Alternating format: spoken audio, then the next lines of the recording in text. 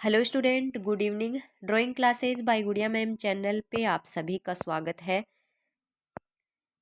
चित्रकला कक्षा 12 अध्याय 7 आधुनिक भारतीय कला। ठीक है, तो उसमें से मैंने जो एबेसेडे वाले क्वेश्चन आते हैं वो वाले और फील ब्लैंक आते हैं रिक्त स्थान वाले, वो वाले क्वेश्चन लिए इम्पोर्टेंट। 2023 जो आपका एग्जाम होगा इसी वर्ष, उसके लिए वेरी इंपॉर्टेंट क्वेश्चन है ये, महत्वपूर्ण प्रश्न। तो शुरू करते हैं। सबसे पहले पहला प्रश्न देखते हैं। लाहौर, कोलकाता, मुंबई नगरों में कला स्कूल खोले गए थे। तो ये जो आधुनिक कला की जो बात है वो 19वीं शताब्दी की ही बात है, जो नई कला का विकास हुआ था।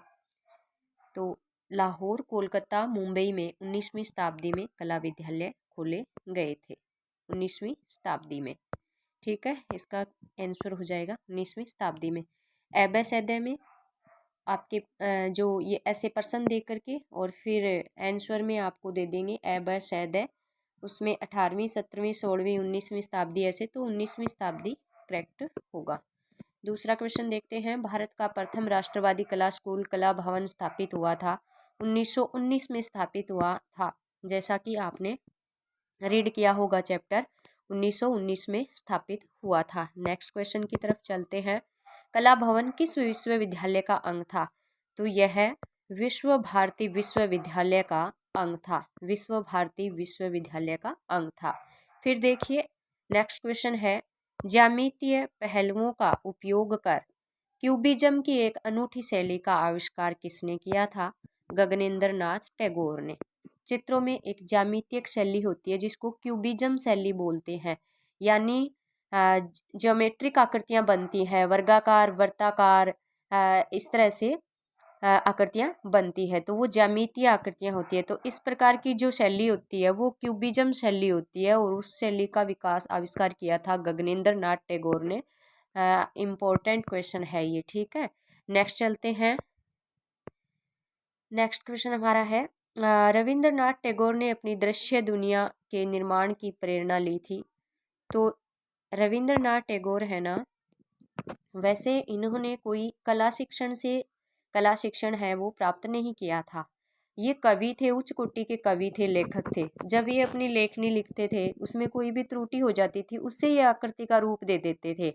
इस तरह से उनमें एक कला के प्रति इंटरेस्ट पैदा हुआ था। 67 साल की आयु में इन्होंने शुरू किया था और बहुत सारे चित्र उन्होंने बना दिए थे। फिर जब ये कला कार्य करने लगे तो ये मुगल लघु चित्र हैं, पहाड़ी लघु चित्र हैं, और अजंता के जो भित्ति चित्र हैं ना, उनसे इन्होंने प्रेरणा जरूर ली थी। पहले इन्होंने अपने लेवल पे ही कला कार्य सीखा था, ठीक है। तो अगर पूछे कि रविंद्रनाथ टैगोर ने अपनी दृश्य दुनिया के निर्माण में, यानी जो कला का निर्माण इन्होंने किया, उससे प्रेरणा तो मुगल लघु चित्रों से, पहाड़ी लघु चित्रों से और अजंता के भित्ति चित्रों से इन्होंने प्रेरणा ली थी। नेक्स्ट क्वेश्चन हमारा है, नंदलाल बोस को कला में राष्ट्रवाद से परिचित करवाया? तो गगनेंद्र नाथ टैगोर ने करवाया था। नेक्स्ट क्वेश्चन है, विनोद बिहारी मुखर्जी और रामकिंकर बेज किसके शिष्य थे? तो ये नंदलाल बोस के शिष्य थे, ठीक है ना। विनोद बिहारी मुखर्जी और रामकिंकर बेज किसके शिष्य थे? नंदलाल बोस के शिष्य थे। नंदलाल बसु भी लिखा आता है, नंदलाल बोस भी लिखते थे, ठीक है। नेक्स्ट क्वेश्चन की ओर चलते हैं। नेक्स्ट क्वेश्चन हमारा है, संथाल जनजाति के चित्र किसने बनाए थे? इंपॉर्टेंट क्वेश्चन है ये। संथाल जनजाति का चित्रण किया था रामकिंकर बेज ने। संथाल एक जनजाति होती है और उसका चित्रण किया था, उसके मूर्ति शिल्प भी बनाए थे रामकिंकर बेज ने। नेक्स्ट क्वेश्चन है, किस कलाकार ने अपने आप को प्रकृति का उत्सव मनाने के लिए समर्पित कर दिया? रामकिंकर बेज ने। प्रकृति के दृश्यों से काफी इनका लगाव था। नेक्स्ट क्वेश्चन है, भारत के किस कलाकार ने ग्रामीण बंगाल की लोक कला तथा पिकासो और पालकले जैसे यूरोपीय आचार्यों की आधुनिक चित्रकारी में समानता देखी? तो जेमिनी राय, ठीक है, जेमिनी राय। ये ग्रामीण बंगाल की लोक कला से काफ़ी प्रभावित हुए थे। इम्पोर्टेंट है ये, अलग बात इसमें से पूछ सकते हैं। पिकासो और पालकले का न देख के सीधा ग्रामीण बंगाल की लोक कला से प्रभावित कलाकार, तो ये जेमिनी राय थे, ठीक है। नेक्स्ट देखिए, आदि हंगेरियन तथा आदि भारतीय महिला कलाकार कौन थी? अमृता शेरगिल। माता इनकी हंगेरियन थी, पिता इनके भारतीय थे, इसलिए इनको कहा गया है आदि हंगेरियन। हंगरी की राजधानी बुडापेस्ट में इनका जन्म हुआ था। तो आदि भारतीय महिला कलाकार है वो 1930 के दशक में थी अमृता शेरगिल। 1930 का दशक था उसमें थी। और ये इनकी माता हंगेरियन और पिता भारतीय, इसलिए इनको आदि हंगेरियन और आदि भारतीय महिला कहा गया है। महिला चित्रकार कलाकार अमृता शेरगिल। ठीक है, नेक्स्ट क्वेश्चन देखते हैं। 1943 में जिनके नेतृत्व में कलकत्ता कला समूह का गठन किया गया वे थे। वेरी इंपॉर्टेंट क्वेश्चन है बच्चों ये। प्रदोष दास गुप्ता, या ऐसे पूछ लेंगे कलकत्ता कला समूह का गठन कब किया गया था? तो 1943 आंसर आपको याद रखना है, 1943। और ऐसे पूछ ले किसके नेतृत्व में? तो प्रदोष दास गुप्ता, प्रदोष दास गुप्ता। नेक्स्ट क्वेश्चन की तरफ चलते हैं। भूखा बंगाल नामक रेखा चित्र किस चित्रकार ने बनाया? एक स्केच है, एक रेखा चित्र है जिसका नाम है भूखा बंगाल।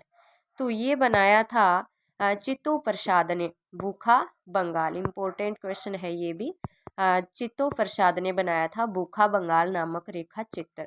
नेक्स्ट है, द प्रोग्रेसिव आर्टिस्ट ग्रुप की स्थापना कब हुई थी? 1946 में हुई थी। कब हुई थी?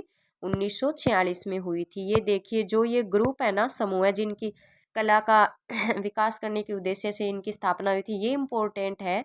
तो द प्रोग्रेसिव आर्टिस्ट ग्रुप है ना, इसकी स्थापना 1946 में हुई थी, 1946 में हुई थी। और इसकी स्थापना करने वाले प्रमुख जो चित्रकार हैं वो थे फ्रांसिस न्यूटन सूजा।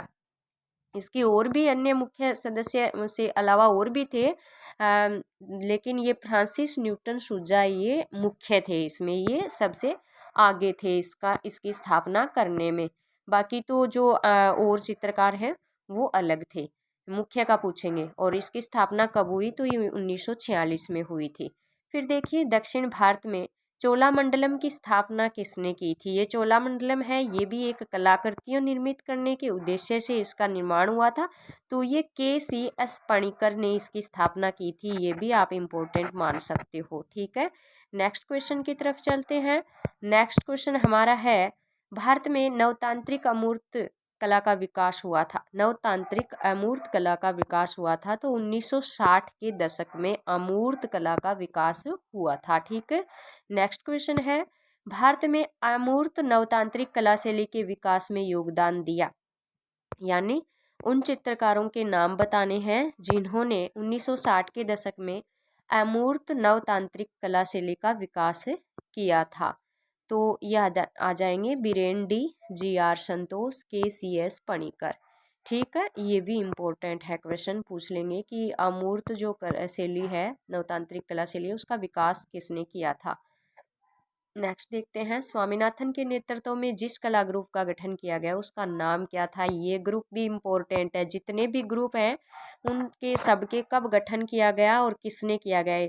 तो ये स्वामी नाथन के नेतृत्व में कला ग्रुप का गठन किया गया, उसका नाम तो ग्रुप 1890, ग्रुप 1890। या ऐसे पूछ लेंगे कि ग्रुप 1890 का नेतृत्व किसने किया था, गठन किसने किया था, किसके नेतृत्व में गठन किया? तो स्वामीनाथन ने आंसर आ जाएगा। और स्वामीनाथन के नेतृत्व में किस कला ग्रुप का गठन हुआ? तो ग्रुप 1890 आ जाएगा।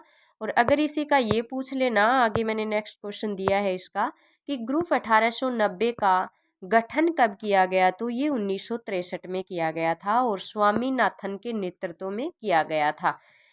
ग्रुप 1890 के इर्द गिर्द मतलब 2-3 प्रकार से इसको घुमा फिरा के कैसे भी पूछे, तो आपको इतना ध्यान में रखना है। ठीक है, फिर देखिए, एक चित्र का नाम है नगर बेचने के लिए। ये क्या है? चित्र का नाम है, यानी शीर्षक है। ठीक है, टाइटल है। इसके चित्रकार कौन है? तो GM शेख। कौन है? GM शेख। इंपॉर्टेंट क्वेश्चन है ये भी। नगर बेचने के लिए चित्र के चित्रकार कौन है? GM शेख। तो ये एबे सैदे वाले मैंने 21 क्वेश्चन है वो यहाँ पे दिए हैं। ठीक है, नेक्स्ट देखिए, हम देखते हैं, रिक्त स्थानों की पूर्ति कीजिए।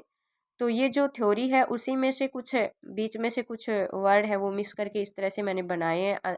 आपको ऐसे अंदाजा हो जाएगा कि इस तरह के फिल ब्लैंक आते हैं। तो देखिए, 1960 तथा 1970 के दशक में चित्र बनाना हो या छापना हो या मूर्ति कला हो, रेगिस्तान कलाकारों को व्यापक रूप से पसंद थी। क्या पसंद थी? अमूर्तता। अमूर्तता पसंद थी 1960 के दशक में। पीछे भी हमने जिक्र किया कि 1960 के दशक में अमूर्त जो नवतांत्रिक शैली है उसका विकास किसने किया था। तो 1960 के दशक की बात की जाए तो अमूर्तता आएगी, ठीक है। फिर नेक्स्ट हमारा है 1970 के दशक के अंत तक भारतीय कला जगत में अंतर्राष्ट्रीयवाद और खालिस्तान के बीच का तनाव तीव्र हो गया था। अंतर्राष्ट्रीयवाद और स्वदेशी, रेगिस्तान में आ जाएगा स्वदेशी के बीच तनाव तीव्र हो गया था, ठीक है। नेक्स्ट क्वेश्चन है जी.आर. संतोष ने नर और मादा के ब्रह्मांडीय मिलन की एक दृश्य भावना उत्पन्न की जो हमें खालिस्तान में पुरुष और प्रकृति की याद दिलाती है। तो ये मैंने जी.आर. संतोष वाला जो कंसेप्ट है वहाँ से लिया है, तांत्रिक दर्शन शास्त्र। अगर तांत्रिक दर्शन शास्त्र का नाम दे के आपसे कोई भी सवाल पूछे तो जी.आर. संतोष होगा। क्या होगा? जी.आर. संतोष होगा। नेक्स्ट क्वेश्चन की तरफ चलते हैं। आधुनिकवाद एक कला आंदोलन के रूप में भारत में तब आया जब वह अंग्रेजों का रिक्त स्थान था, अंग्रेजों का रिक्त स्थान था, गुलाम था, ठीक है। ये उसी समय की तो बात है। उधर एक साइड में राष्ट्रवाद है वो शुरू हो गया था कला, और इधर क्या हुआ फिर कला आंदोलन शुरू हुआ। कला के क्षेत्र में भी कलाकारों ने हमारी जो भारतीय कला पर यूरोपीय कला का प्रभाव हो रहा था ना, उसको हटाने के लिए और ये कला का एक आंदोलन सा शुरू किया था। तो ये आधुनिकतावाद और जो यूरोपीय जो शैली है उसके बीच का क्या था, एक संघर्ष सा चल रहा था। तो जब ये आधुनिकतावाद एक आंदोलन के रूप में भारत आया ना, तब हमारा जो भारत है वो अंग्रेजों का गुलाम था, उस समय अंग्रेजों का गुलाम था। नेक्स्ट क्वेश्चन देखते हैं। राजनीतिक स्वतंत्रता आंदोलन से जुड़े राष्ट्रवाद ने रिक्त स्थान राष्ट्रवाद को जन्म दिया। इंपॉर्टेंट क्वेश्चन है ये। सांस्कृतिक राष्ट्रवाद को जन्म दिया था, रेगिस्तान में आ जाएगा, सांस्कृतिक राष्ट्रवाद को जन्म दिया था। तो ये थे हमारे आज के क्वेश्चन, खालिस्तान वाले और एबे वाले जो ऑब्जेक्टिव टाइप पूछे जाते हैं। तो इस तरह से मैंने 7 के अध्याय में से क्वेश्चन बनाए हैं। 1 लाइनर क्वेश्चन आपको नेक्स्ट वीडियो में मिल जाएंगे, ठीक है। 1 लाइनर मिलेंगे नेक्स्ट वीडियो में, ठीक है।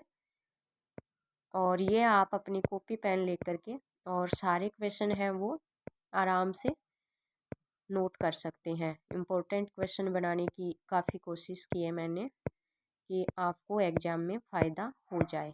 वीडियो को देखें, लाइक करें, सब्सक्राइब करें। धन्यवाद।